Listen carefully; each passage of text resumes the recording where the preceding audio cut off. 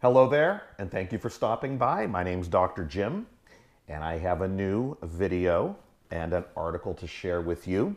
It's based on a presentation that I've given to very large crowds.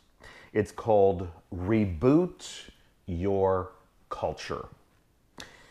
So, I need you to make a promise before we get started here.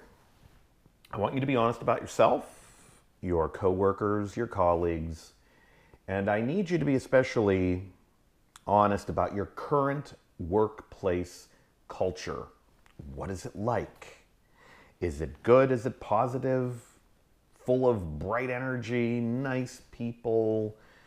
Or can it use a reboot? And it's full of stale ideas and flat energy and negativity and mediocrity. Is that what it is? Which of the two? So you have to define your culture. You have to determine what are the strengths and the weaknesses of your current workplace culture and then do something about it. So culture change, those two words are buzzwords and they've been around for a while. I hope they don't lose their impact. Sometimes we say things so often that they do become watered down and almost meaningless. But culture does matter. It guides you, it guides your employees and their behaviors, attitudes, and their interactions with others. Culture begins where your employee handbook leaves off. Culture encourages us to communicate or to not communicate. It guides employees to do the right thing or to hide problems. Your company culture encourages your employees how to behave when no one is watching them. So this is very powerful, as you could see. It can help, the very culture can help your employees to decide on staying or to leave because they don't like how things are. So we want to create a culture of happiness. How do we do that? At the end of the day, it doesn't matter who you are.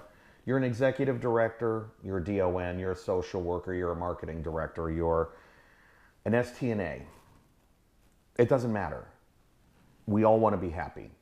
We all want to be happy. So what is so darn difficult about this concept of a culture of happiness?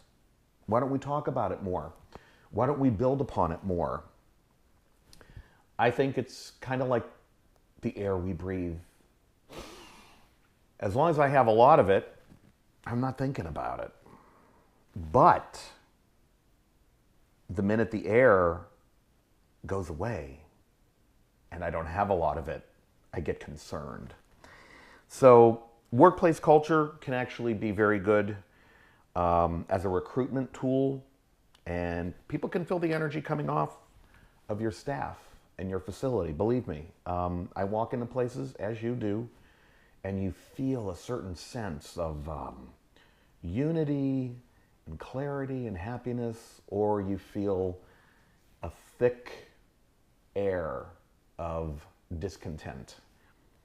So evaluate your current culture. How would you give these following items that make a culture a grade? Remember grade school, college, high school, when we're getting A's and B's and C's and D's, or hopefully not F's, but how would you grade your employees, your leadership, the environment, attitudes, the work ethic, relationships and support, communication, how good is it? A, B, C, D, no E, A, B, C, D, F. Commitments, values, principles, your mission, how you recruit, how you train, and then how you retain employees.